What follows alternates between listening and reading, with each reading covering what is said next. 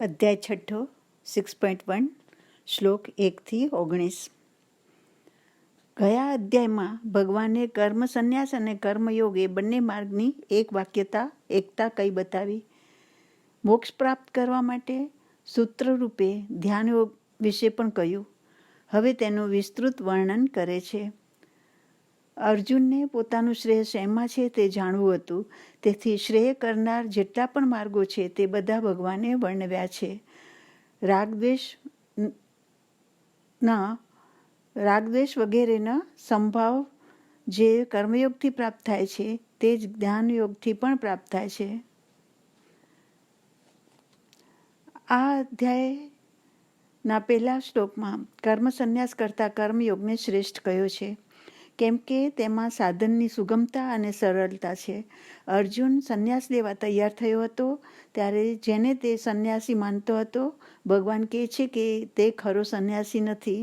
નિષ્ક્રિય થઈ જવું કે નિરગ્નિ થઈ જવું તે કંઈ ખરા સંન્યાસીના લક્ષણ નથી. નિરગ્નિ એટલે અગ્નિનો ત્યાગ કર્યો, એટલે કે ગૃહસ્થાશ્રમનો ત્યાગ કર્યો, સંન્યાસ લીધો એમ કહેવાય. અંતઃકરણની યોગ્યતા વિના ફક્ત કર્મો ત્યજી દેવાથી સંન્યાસી કે યોગી થવાતું નથી. સાચો યોગી એ છે કે જે ફલાશાનો ત્યાગ કરીને શાસ્ત્રવિહિત કર્તવ્ય કર્મો કરી જાય છે, સિદ્ધિ અસિદ્ધિમાં સમરે છે અને તેથી સુખી દુઃખી નથી થતો. જેણે ઉપરથી યજ્ઞ હવન વગેરેનો ત્યાગ કર્યો છે પણ અંદરથી ક્રિયાઓ અને પદાર્થોમાં તેને રાગ હોય તે ક્યારેય સાચો સંન્યાસી ન થઈ શકે. એ જ રીતે બધી ક્રિયાઓ ત્યજીને જે ધ્યાન કરવા બેસી જાય છે તે પણ જેના મનમાં અહંતા મમતા રાગાદી રહેલી છે તે પણ ખરેખર તો યોગી નથી. અને જેણે ફક્ત અગ્નિનો ત્યાગ કર્યો છે, ગૃહસ્થાશ્રમને છોડ્યો છે પણ બધી ક્રિયાઓમાં કર્તાપણાના અભિમાનનો ત્યાગ નથી કર્યો, તે ખરો સંન્યાસી નથી. મનુષ્યના મનમાં જાત જાતની સ્ફૂર્ણાઓ અભિવ્યક્તિઓ થયા કરે છે, એટલે કે જાત જાતની વાતો યાદ આવ્યા કરે છે, તેનું ચિંતન થયા કરે છે. તેમાંથી જે સ્ફૂર્ણા સાથે મન ચીપકી જાય છે, માઇન્ડ ફિક્સિસ ટુ ઇટ, જે વાત માટે પ્રિયતા અને અપ્રિયતા, લાઇકિંગ ડિસલાઇકિંગ થઈ જાય છે, તે સંકલ્પ છે. એ સંકલ્પને ત્યજવાનો છે. જેમ કે કોઈની સાથે ઝઘડો થયો હોય તો એ યાદ કરીને મનમાં દ્વેષ વધવાનો છે. તેથી તે છોડ્યા વિના, ભૂલ્યા વિના કોઈ પણ મનુષ્ય યોગી નથી થઈ શકતો. સાંસારિક પદાર્થોનું ચિંતન કરનારી આ અંતઃકરણની વૃત્તિને સંપૂર્ણપણે ત્યજવી, તે ત્યાગ જ એનો સંન્યાસ છે. તે પછી જ ચિત્તનો પરમાત્મા સાથે યોગ થાય છે.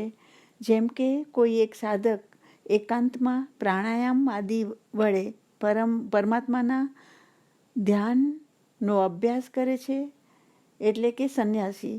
બીજો કોઈ ઘરમાં રહીને નિષ્કામ ભાવથી હંમેશા ભગવાનને માટે જ તેમની આજ્ઞા પ્રમાણે કર્મ કરવાની ચેષ્ટા કરે છે, એટલે કે કર્મયોગી. ત્રીજો સમયે સમયે ધ્યાનનો અભ્યાસ પણ કરે છે અને નિષ્કામ ભાવથી કર્મ પણ કરે છે, જે સંન્યાસ અને કર્મનો સમન્વય કરે છે. આમાંથી કોઈ પણ સાધકને ત્યાં સુધી યોગી કે યોગારૂઢ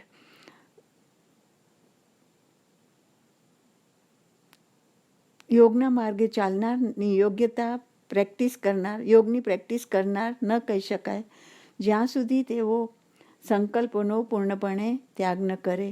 એટલે કે સંકલ્પના ત્યાગ વિના મનુષ્ય કર્મયોગી, જ્ઞાનયોગી, હઠયોગી, ભક્તિયોગી, લયયોગી કોઈ પણ યોગી થઈ શકતો નથી, કેમ કે તેનો સંબંધ જડ પદાર્થો સાથે છે, તેથી તે ભોગી છે.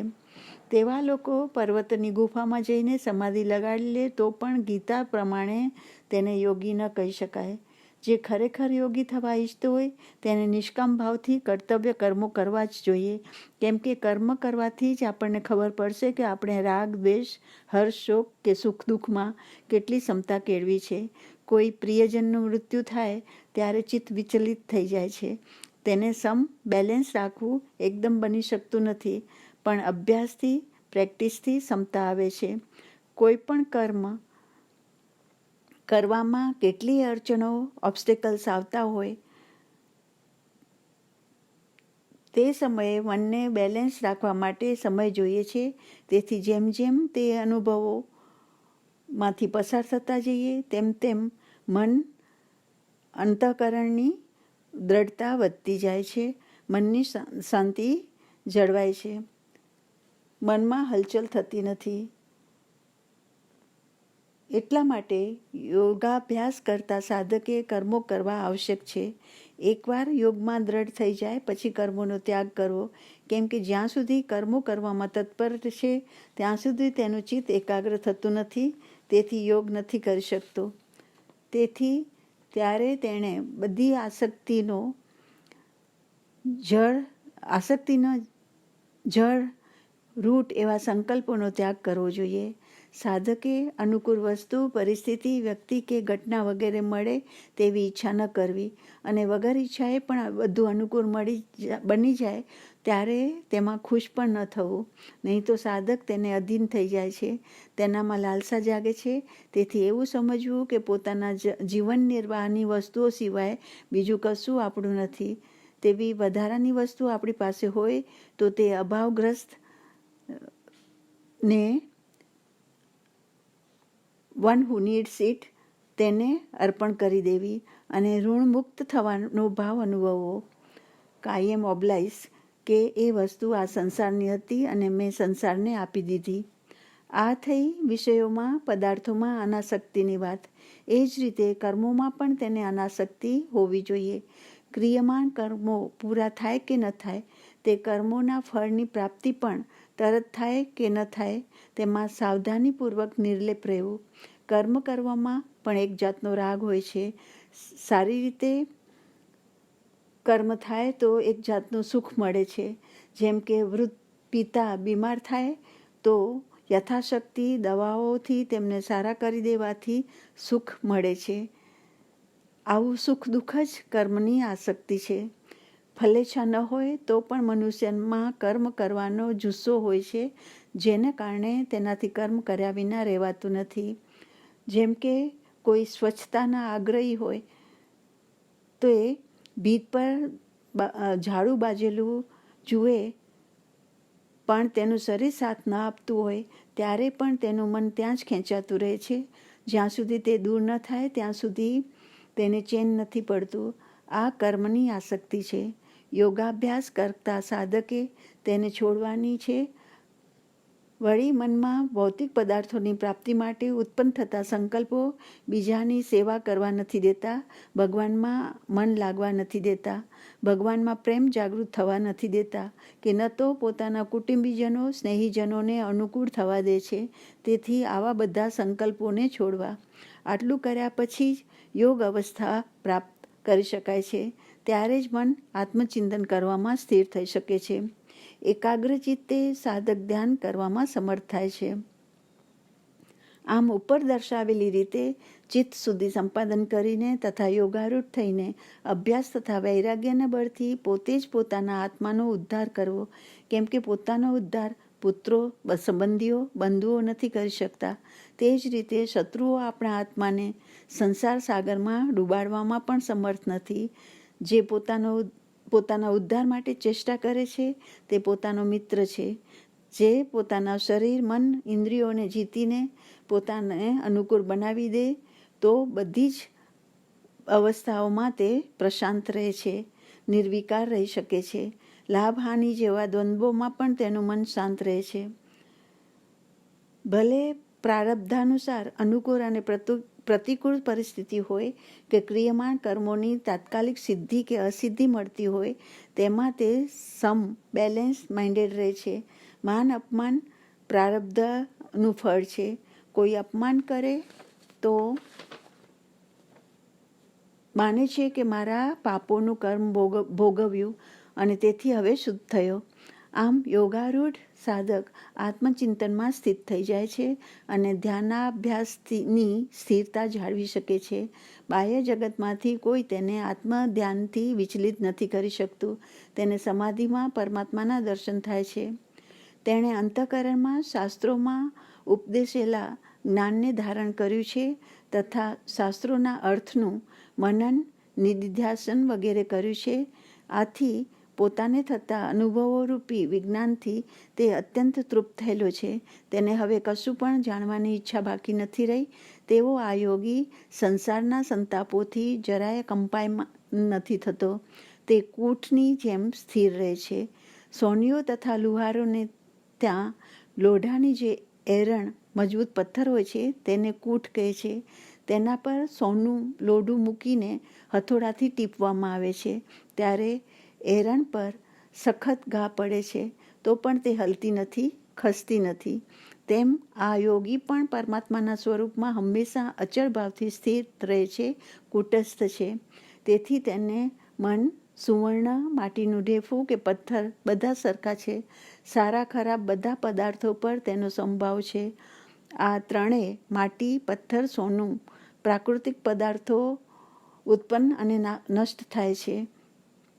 આવા પ્રકારના યોગીને વિદ્વાનો યુક્ત પ્રાપ્ત થયેલા યોગવાળો કહે છે.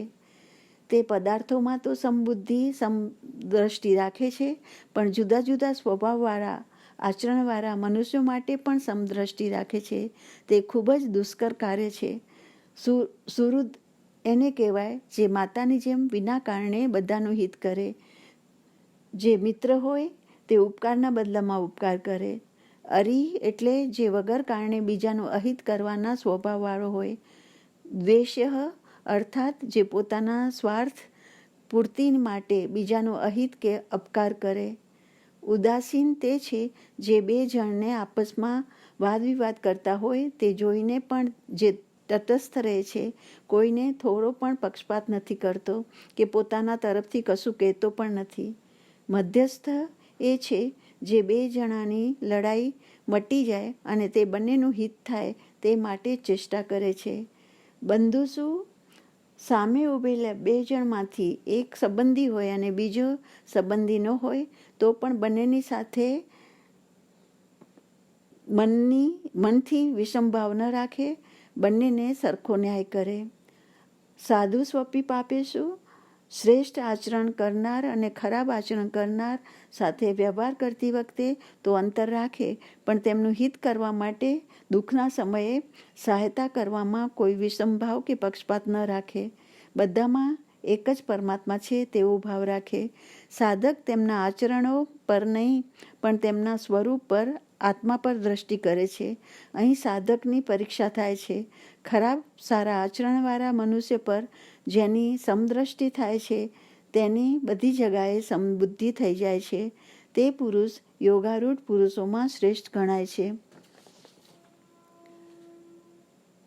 આવી શ્રેષ્ઠતા મેળવ્યા પછી યોગાભ્યાસ પરાયણ યોગીએ કેવી રીતે ધ્યાન કરવું તે હવે કહે છે. જેમ ચિત્તવૃત્તિઓનો નિરોધ કયો છે તેમ યોગનું, પતંજલિના યોગનું વર્ણન અહીંથી ભગવાન આરંભ કરે છે. આ યોગ સંસાર માત્રથી વિમુખ થઈને પરમાત્માની સન્મુખ થઈને કરવાનું હોય છે. તેમાં પહેલું સાધન છે અપરિગ્રહ. પોતાના સુખ માટે કોઈ પણ પદાર્થનો સંગ્રહ ન કરવો અને નિરાશી ભોગની ઈચ્છાનો ત્યાગ કરવો. અને ત્રીજું સાધન છે યતચિત્ત આત્મા. મન અને ઇન્દ્રિયો સહિત શરીરને વશમાં કરવા જોઈએ. આ જ 3 સાધનો ભગવાને 4.21માં સાંખ્યયોગી, જ્ઞાનયોગીને માટે પણ કયા છે તે આપણે જોયું. પછી એકાંતમાં, વનમાં, નદી કાંઠે, મંદિરમાં કે ઘરની એક ઓરડીમાં રહેવું, જેથી બાહ્ય વસ્તુઓથી મનને વિમુખ કરી શકાય અને ભગવાનમાં મન નિરંતર લાગી શકે. તે પહેલાં મનમાં વિચાર કરી લેવો કે મારે સંસારનું કોઈ કામ હમણાં કરવું નથી, ફક્ત ભગવાનનું ધ્યાન કરવું છે, બીજા કશાનું ચિંતન કરવું જ નથી.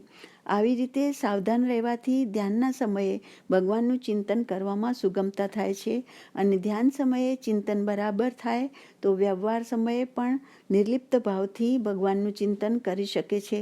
તેથી કાર્યો કરતાં કરતાં પણ ભગવાનનું સ્મરણ કરતા રહેવું.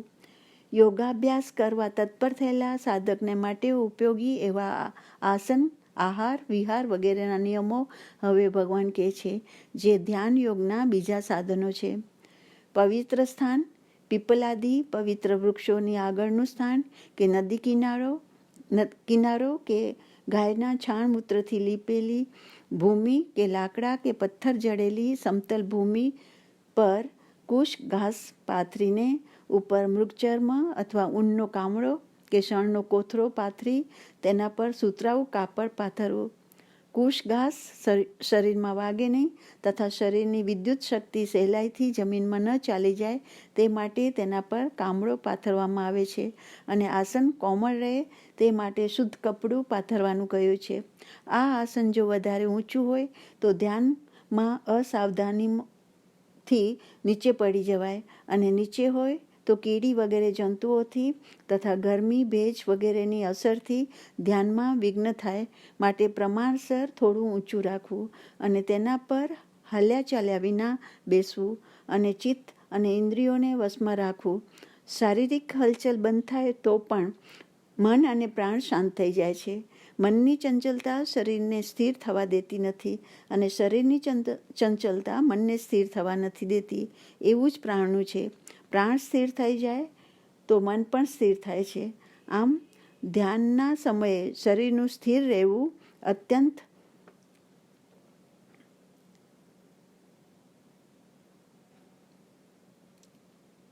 જરૂરી છે. કાયા એટલે કે જાંઘથી ઉપરનો ભાગ, ગળા પર્યંતનો ભાગ, ટ્રંક, ડોક, નેક અને મસ્તકને એક જ લાઈનમાં સીધા અને ટટાર રાખવા. એટલે કે હાથ પગ ટટ્ટાર રાખવા. તેમને આગળ નમવાથી ઊંઘ આવે છે, પાછળ નમવાથી જડતા આવે છે, બંને પડખે નમવાથી ચંચળતા આવે છે. એટલે કે હાથ પગ અને બીજા અંગો ન હલે તે ધ્યાનમાં રાખવું. બંને આંગળીઓને ખોળામાં રાખવી. દ્રષ્ટિને નાકના ટેરવા પર સ્થિર કરવી જેથી ઊંઘ પણ ન આવે અને સામેની વસ્તુ પણ ન દેખાય. આ રીતે ઓછામાં ઓછા 3 કલાક સ્થિર બેસી રહેવાનો અભ્યાસ થઈ જશે તો તે આસન પર તેનો વિજય થઈ જશે, તે જીતાસન બની જશે. હવે 2 શ્લોકોમાં 14 અને 15માં સગુણ સાકાર સ્વરૂપના ધ્યાનના પ્રકાર દર્શાવ્યા છે. ધ્યાન યોગીએ રોગ, મરણ, નિંદા વગેરેના ભયને દૂર કરવા અને બ્રહ્મચારીની જેમ સંયત અને નિયત રાખવું જોઈએ. નિર્વાહ બુદ્ધિથી જ વિષયોનું સેવન કરવું જોઈએ. આ ઇન્દ્રિયોના સંયમ છે. ચિત્તને સંસારથી હટાવીને પરમાત્માના ચિંતનમાં, ગુણોમાં, મહિમામાં, લીલા વગેરેમાં લગાડી દેવું. પ્રશાંતિ, નિર્ભયતા અને બ્રહ્મચર્યથી ક્રમશઃ બુદ્ધિ, મન અને શરીરને ધ્યાન કરવાને યોગ્ય બનાવાય છે. મન બુદ્ધિ વડે સતત તેલની ધારાની જેમ જરા પણ અટક્યા વિના અવિચ્છિન્ન ભાવથી ભગવાનના સ્વરૂપનું ચિંતન કરવું. તેમાં અટલ ભાવથી તન્મય થઈ જવું. નિયમિત રૂપથી ધ્યાન યોગનો અભ્યાસ કરવો જોઈએ. આથી તેને શાશ્વતી શાંતિ, નૈષ્ઠિકી શાંતિ મળે છે. ધ્યાન યોગના નિયમોનું વર્ણન 2 શ્લોકોથી વ્યતિરેક અને અન્વય રીતિથી કરે છે. ઠાંસીને ખાવાથી આળસ, ઊંઘ, અજીર્ણ, અપચો, ઇનડાઇજેસ્ટ થાય છે તો બિલકુલ ન ખાવાથી મનમાં વારંવાર ભોજનના વિચારો આવે છે. ઉપવાસથી ઇન્દ્રિયો, પ્રાણ અને મનની શક્તિનો હ્રાસ, વ્યય, ક્ષય થઈ જાય છે. તેથી આસન પર તે સ્થિર બેસી શકતો નથી કે પરમાત્મામાં મન લગાડી નથી શકતો. વધારે સૂવાથી ગાઢ ઊંઘ નથી આવતી. તમોગુણ વધે છે, આળસ વધે છે. બિલકુલ ઉચિત માત્રામાં ઊંઘ લેવાથી થાક દૂર થાય છે. એટલે નિદ્રામાં પરિમિતતા હોવી જોઈએ. સાધકનું હરવું ફરવું પણ સીમિત હોવું જોઈએ. કર્તવ્ય કર્મો પણ શાસ્ત્ર વિહિત હોય તેટલા જ કરવા જેથી ધ્યાન યોગ માટે પર્યાપ્ત સમય મળી રહે. ભોજન સત્ય અને ન્યાયપૂર્વક કમાવેલા ધનનું હોવું જોઈએ. સાત્વિક હોવું જોઈએ, પવિત્ર હોવું જોઈએ. આયુર્વેદ અને ધર્મશાસ્ત્રની દ્રષ્ટિથી ભોજન કરવું જોઈએ. સ્વાદ બુદ્ધિથી ન કરવું અને તે શરીરને અનુકૂળ, હલકું અને થોડી માત્રામાં હોવું જોઈએ. ભૂખ લાગી હોય તેથી થોડું ઓછું લેવું. તે જ રીતે વિહાર સ્વાસ્થ્ય માટે જેટલું હિતકર હોય તેટલું જ કરવું. વ્યાયામ, યોગાસન વગેરે આશ્રમને અનુકૂળ હોય તેવા કરવા અને શરીર નિર્વાહને માટે કર્મ કરવા અને પોતાની શક્તિ અનુસાર કુટુંબીજનો તથા સમાજની સેવા કરવી. તથા પરિસ્થિતિ અનુસાર જે શાસ્ત્રવિહિત કર્તવ્ય કર્મ સામે આવે તેને પ્રસન્નતાપૂર્વક કરવા. જલ્દી સૂવું અને જલ્દી જાગવું. સ્વાસ્થ્યમાં ગડબડ ન થાય તો 6 કલાકથી ઓછો સમય સૂવું. પોતાની પ્રકૃતિ અને શરીરની સ્થિતિને અનુકૂળ હોય તેમ સૂવું. આરોગ્યને બાધા ન આવે તેનો ખ્યાલ રાખવો. આ રીતે યથોચિત આહાર આદિ કરનાર ધ્યાન યોગીનો યોગ સિદ્ધ થઈ જાય છે. બધા દુઃખોનો નાશ કરવાની શક્તિ ધ્યાન યોગમાં હોવાથી તેનો નિત્ય અભ્યાસ કરવો. ત્યારે તેનું ચિત્ત સંસારના ચિંતનથી રહિત થઈને પોતાના સ્વરૂપમાં સ્થિત થઈ જાય છે. આ ધ્યાન યોગીની છેલ્લી સ્થિતિ છે. પરમાત્માના ધ્યાનમાં લાગેલા યોગીના જીતાયેલા ચિત્તને દીવાની જ્યોત કે જે વાયુ વિનાના સ્થાનમાં છે તેની ઉપમા અપાય છે. ચિત્ત પણ દીપકની જેમ ચંચળ અને પ્રકાશમાન છે. ચંચળ વસ્તુને સ્થિર રાખવું વધારે અઘરું છે, પણ વાયુ ન લાગવાથી તે હલતી નથી. તેમ કોઈ પણ નાશવંત વસ્તુઓની જરા પણ સ્મૃતિ ન રહેવાથી તેનું ચિત્ત પણ વિચલિત થતું નથી. તે એકાગ્રતાને પામે છે. અસ્તુ.